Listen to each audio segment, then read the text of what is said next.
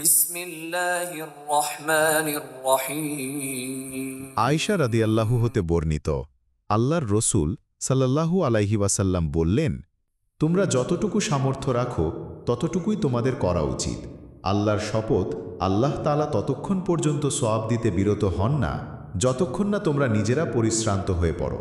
আল্লাহর নিকট অধিক পছন্দনীয় আমল সেটাই যা আমলকারী নিয়মিত করে থাকে। এই বিষয়ে মহান আল্লাহ তাআলা পবিত্র কোরআনের সূরা আল বাকারা এর ১৮৫ নং আয়াতে বলেছেন, يريد الله بكم اليسر ولا يريد بكم العسر ولتكملوا العدة ولتكبروا الله على ما هداكم ولعلكم تشكرون।